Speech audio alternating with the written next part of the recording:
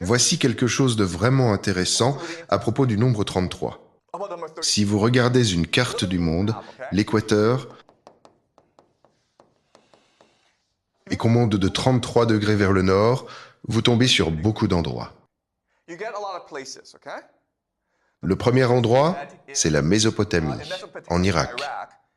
C'est là que le Tigre et l'Euphrate, de fleuves, c'est là qu'ils se rejoignent. Pourquoi est-ce important? Parce que cet endroit, c'est ce qu'on considère comme le berceau de la civilisation, une civilisation créatrice. Ici, c'est Bagdad. Bagdad était la capitale de l'islam. À son âge d'or, du califat islamique, une cité historique. Ici, c'est Damas, l'une des plus vieilles villes du monde. Et là, bien sûr, c'est Jérusalem, la ville la plus sainte à la fois pour les chrétiens et pour les juifs. Vous continuez jusqu'en Amérique. Ici, c'est Dallas. Pourquoi Dallas est-elle importante? Parce que c'est là que JFK a été assassiné. Mais vous continuez et c'est là que ça devient intéressant. Vous arrivez au Nouveau-Mexique sur le site d'essai de Trinity. C'est là qu'on a fait exploser la bombe atomique. Vous allez par ici à 33 degrés au Japon. Savez-vous quelle ville se trouve à 33 degrés nord au Japon? Pardon? Non, pas Tokyo. Il y a deux villes, Hiroshima et Nagasaki. Pourquoi sont-elles importantes?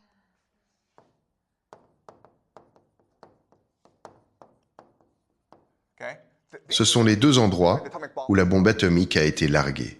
Réfléchissez-y. 33 nord au Nouveau-Mexique, c'est là qu'ils ont testé la bombe atomique. Et Hiroshima et Nagasaki, à 33 nord aussi, c'est là qu'ils ont largué les deux bombes atomiques. Alors, pourquoi est-ce important? Parce que si vous êtes une société secrète, ce qui fait la force d'une société secrète, c'est la mythologie, l'histoire qu'elle raconte sur sa raison d'être. Et là, il est facile de comprendre pourquoi 33 degrés est important. Parce qu'à 33 degrés, il ne fait pas trop chaud. Vous êtes loin de l'équateur, mais pas trop froid non plus. Donc, on peut cultiver la terre, et c'est pour ça que toutes ces grandes villes, Bagdad, Damas, Jérusalem, se situent à 33 degrés nord. Et aussi un lieu appelé Harappa, dans la vallée de l'Indus, également à 33 degrés nord. Donc beaucoup de grandes villes se trouvent à cette latitude.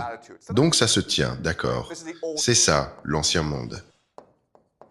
C'est quoi l'Ancien Monde? L'Ancien Monde, c'est « obéis à Dieu ». Ça, c'est l'Ancien Monde. Maintenant, passons au Nouveau Monde. Qu'est-ce qui rend le Nouveau Monde différent? À la fondation de l'Amérique, il existait une religion qu'on appelait le déisme. Et le déisme, l'idée, c'est que Dieu a créé l'univers et qu'ensuite, il s'en est allé. Donc, l'univers, c'est ce qu'on en fait. Alors désormais, on peut être Dieu, on est Dieu. Et c'est là le grand secret de ces sociétés secrètes.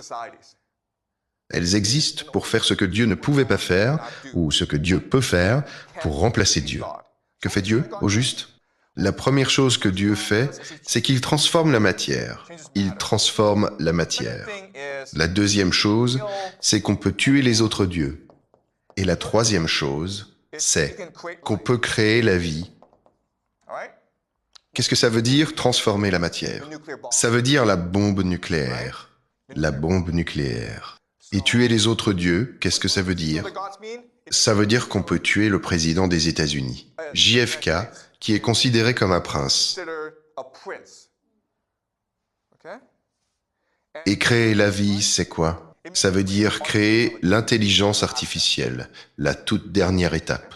Tout ça fait partie de la mythologie. L'Ancien Monde est remplacé par le Nouveau Monde.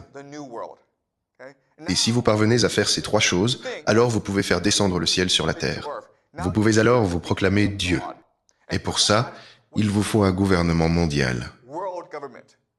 Et pour montrer que vous détenez vraiment le pouvoir, vous fusionnez l'Ancien Monde et le Nouveau Monde en faisant de Jérusalem votre capitale mondiale.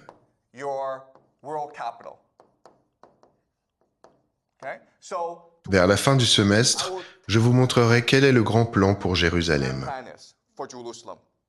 Mais pour l'instant, ce qu'il faut comprendre, c'est qu'à Jérusalem, aujourd'hui, il y a un lieu qu'on appelle Al-Aqsa.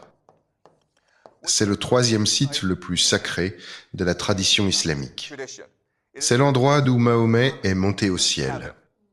Il compte détruire Al-Aqsa pour reconstruire le temple de Salomon qu'on appelle le troisième temple. Ça déclenchera la troisième guerre mondiale. Parce que les musulmans seront furieux et viendront envahir Israël. Et c'est bien là le but. Il y a donc un grand plan pour créer le gouvernement mondial en déclenchant la troisième guerre mondiale.